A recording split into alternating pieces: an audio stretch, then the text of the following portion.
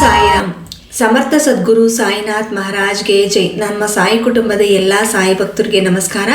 ಸಾಯಿ ಆಶೀರ್ವಾದ ಸದಾ ನಿಮ್ಮ ಮೇಲೆ ಇರಲಿ ಅಂತ ಬಾಬಾಗೆ ಬೇಡ್ಕೊಂತ ಇವತ್ತಿನ ವಿಡಿಯೋ ಶುರು ಮಾಡ್ತಾ ಇದ್ದೀನಿ.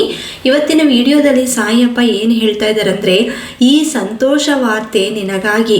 ನಾಳೆ ಮಂಗಳವಾರ ದಿನ ಸಾಯಿ ಶರಣು ಈ ಥರ ಬೇಡ್ಕೊಳ್ಳಿ, ಈ ಅದೃಷ್ಟವನ್ನು ಬಿಡಬೇಡಿ ಅಂತ ಸಾಯಿಯಪ್ಪ ಒಳ್ಳೆಯ ಸಂದೇಶವನ್ನು ನಮ್ಮೆಲ್ಲರಿಗೂ ಹೇಳ್ಕೊಡ್ತಾ ಇದ್ದಾರೆ.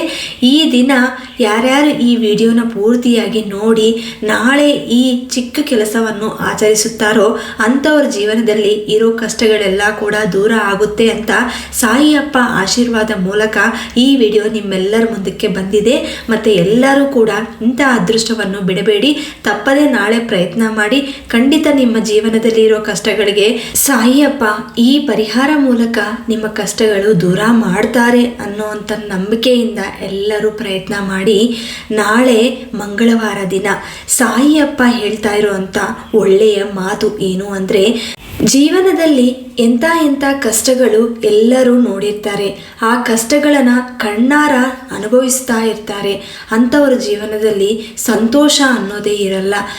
ನಾವು ಎಷ್ಟೇ ಒಳ್ಳೇದು ಮಾಡಿದ್ರೂ ಕೂಡ, ಸಾಯಿಯಪ್ಪಗೆ ಬೇಡ್ಕೊಂಡ್ರೂ ಕೂಡ ಒಬ್ಬೊಬ್ಬರು ಸಾಯಿ ಭಕ್ತರು ಅಂತಾರೆ, ಆದರೂ ಕೂಡ ಅವ್ರ ಜೀವನದಲ್ಲಿ ಕಷ್ಟಗಳಿರುತ್ತೆ.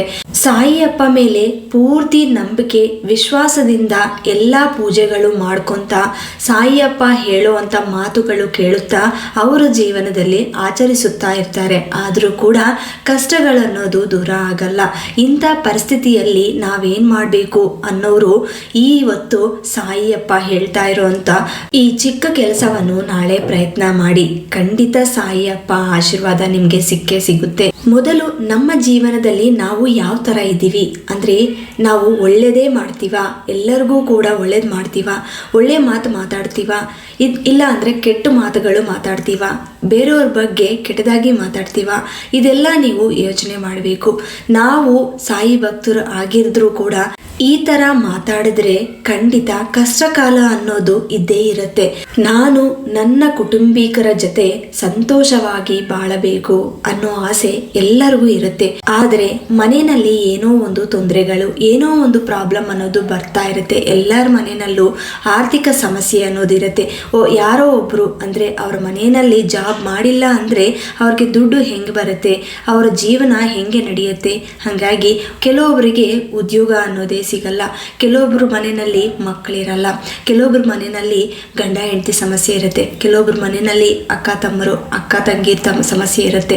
ಈ ಥರ ಏನೋ ಒಂದು ಸಮಸ್ಯೆ ಅನ್ನೋದು ಎಲ್ಲರ ಮನೆಯಲ್ಲೂ ಇರುತ್ತೆ. ಕೆಲವೊಬ್ಬರ ಮನೆಯಲ್ಲಿ ಗಂಡಸರು ಹೆಣ್ಣೆ ಕುಡ್ಕೊಂಡು ಬಂದು ಹೆಣ್ಮಕ್ಳನ್ನ ಒಡೆಯೋದು, ಇಂಥವ್ರನ್ನ ನಾನು ತುಂಬ ನೋಡಿದ್ದೀನಿ.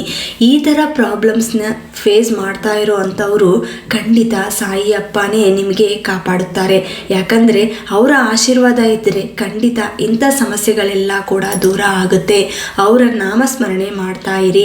ಯಾವಾಗಲೂ ನಿತ್ಯವಾಗಿ ಅವರ ನಾಮಸ್ಮರಣೆ ನೀವು ಮಾಡಲೇಬೇಕು. ನಿಮ್ಮ ಮನೆಯಲ್ಲಿ ಇರುವಂಥ ಕಷ್ಟಗಳು ದೂರ ಆಗಬೇಕು ಅಂದರೆ ಸಾಯಿ ಸಚ್ಚರಿತ್ರ ಓದಬೇಕು. ಸಾಯಿ ಸಚ್ಚರಿತ್ರೆಯಿಂದ ನೀವು ತುಂಬ ಪವಾಡಗಳು ಕೇಳುತ್ತೀರಾ. ಅದು ಕಂಪ್ಲೀಟಾಗಿ ನೀವು ಓದಿದ್ರೆ ಅದರಲ್ಲಿ ಸಾಯಿಯಪ್ಪ ಇಂಥ ಸಮಸ್ಯೆಗಳಿಗೆ ಯಾವ ಥರ ಪರಿಷ್ಕಾರ ಮಾಡಿದ್ದಾರೆ ಅನ್ನೋದು ನಿಮಗೆ ಗೊತ್ತಾಗುತ್ತೆ. ಒಂದೊಂದು ಪವಾಡ ಒಂದೊಂದು ಥರ ಇರುತ್ತೆ.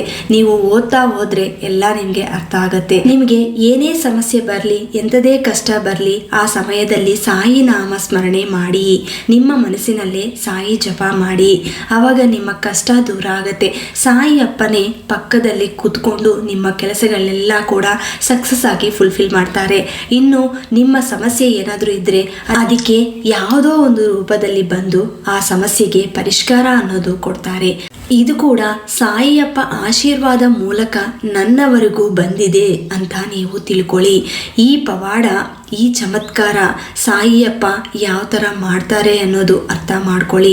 ನಿಮ್ಮ ಜೀವನದಲ್ಲಿ ಸಂತೋಷ ಕಾಲ ಬರಬೇಕು ಅಂದರೆ, ಅದೃಷ್ಟ ಬರಬೇಕು ಅಂದರೆ ಈ ಸಾಯಿಯಪ್ಪ ಹೇಳೋ ಅಂಥ ಮಾತು ನೀವು ಪೂರ್ತಿಯಾಗಿ ಅರ್ಥ ಮಾಡ್ಕೋಬೇಕು. ನಾಳೆ ಮಂಗಳವಾರ ದಿನ ಸಾಯಿಯಪ್ಪಗೆ ಒಂದು ವಿಳೆದೆಲೆಯಲ್ಲಿ ಸಾಯಿಯಪ್ಪಗೆ ಮಣ್ಣಿನ ದೀಪ ಹಚ್ಚಿ ನೋಡಿ. ಮಣ್ಣಿನ ದೀಪದಲ್ಲಿ 3 ವಿಳೆದೆಲೆ ತುಂಬು ಹಾಕಬೇಕು. ಅಂದರೆ ಹಿಂದ್ಗಡೆ ಇರುತ್ತಲ್ಲ ಆ ತುಂಬುಗಳು ಕಟ್ ಮಾಡಿಕೊಂಡು ನೀವು ಆ ದೀಪದಲ್ಲಿ ಹಾಕಬೇಕು. ಈ ಥರ 2 ದೀಪ ಹಚ್ಚಿ, ಯಾಕಂದರೆ ಒಂದು ಸಾಯಿಯಪ್ಪಗೆ, ಇನ್ನೊಂದು ಆಂಜನೇಯ ಸ್ವಾಮಿಗೆ. ಯಾಕಂದರೆ ನಾಳೆ ಆಂಜನೇಯ ಸ್ವಾಮಿ ಹುಟ್ಟಿರೋ ದಿನ ಅಲ್ವಾ. ಅಂದರೆ ಮಂಗಳವಾರ ಅಂದರೆ ಪ್ರತ್ಯೇಕವಾಗಿ ನಾವು ಆಂಜನೇಯ ಸ್ವಾಮಿಗೆ ಪೂಜೆ ಮಾಡ್ತೀವಿ. ಅವ್ರಿಗೂ ಕೂಡ ವಿಳೆದೆಲೆ ಅಂದರೆ ತುಂಬ ಪ್ರೀತಿ. ಹಾಗಾಗಿ ನೀವು ಇಬ್ಬರಿಗೂ ಒಂದೊಂದು ಮಣ್ಣಿನ ದೀಪನ ಹಚ್ಚಬೇಕು. ಈ ಥರ ನಾಳೆ ಹಚ್ಚಿ ನೋಡಿ, ಖಂಡಿತ ನಿಮಗೆ ನಿಮ್ಮ ಪೂಜೆಯಲ್ಲಿ ಸಾಯಿಯಪ್ಪ ಆಶೀರ್ವಾದ ಸಿಗುತ್ತೆ. ನಿಮಗೆ ಎಲ್ಲೋ ಒಂದು ಕಡೆ ಸಾಯಿಯಪ್ಪ ಪವಾಡ ಕಾಣಿಸುತ್ತೆ.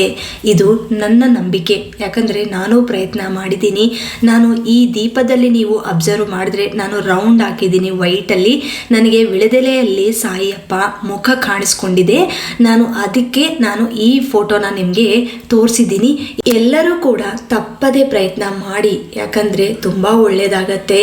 ಇದು ಒಂದು ಮಂಗಳವಾರ ಅಲ್ಲ, ನೀವು ಬೇಕಾದರೆ ಗುರುವಾರ ಕೂಡ ಪ್ರಯತ್ನ ಮಾಡ್ಬೋದು. ಗುರುವಾರ ಅಟ್ಲೀಸ್ಟ್ 5 ವೀಕ್ಸ್ ನೀವು ಪ್ರಯತ್ನ ಮಾಡ್ಬೋದು. ಅಥವಾ ಮಂಗಳವಾರನೇ ನೀವು ಪ್ರಯತ್ನ ಮಾಡಿ.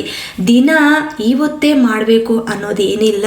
ನೀವು ಪ್ರತಿನಿತ್ಯ ನೀವು ಸಾಯಿಯಪ್ಪ ನಾಮಸ್ಮರಣೆ ಮಾಡ್ಕೊತ ಪೂಜೆ ಮಾಡ್ಕೊಂಡ್ರೆ ಖಂಡಿತ ಅತಿ ಶೀಘ್ರವಾಗಿ ನಿಮ್ಮ ಕಷ್ಟಗಳು ದೂರ ಆಗುತ್ತೆ. ಸಾಯಿಯಪ್ಪ ಆಶೀರ್ವಾದ ಸಿಗುತ್ತೆ. ಮತ್ತು ಈ ವಿಡಿಯೋ ಕೂಡ ನಿಮ್ಮೆಲ್ಲರಿಗೂ ಇಷ್ಟವಾಯಿತು ಅಂತ ತಿಳ್ಕೊತೀನಿ. ಈ ವಿಡಿಯೋನ ಎಲ್ಲ ಸಾಯಿ ಭಕ್ತರಿಗೆ ಶೇರ್ ಮಾಡಿ, ಲೈಕ್ ಮಾಡಿ.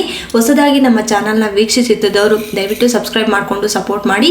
ಮತ್ತೆ ಇನ್ನೊಂದು ವಿಡಿಯೋದಲ್ಲಿ ಭೇಟಿ ಆಗ್ತೀನಿ. ಅಲ್ಲಿವರೆಗೂ ನಮಸ್ಕಾರ. ಸರ್ವೇ ಜನ ಸುಖಿನೋ ಭವಂತು. ಜೈ ಸಾಯಿರಾಮ್.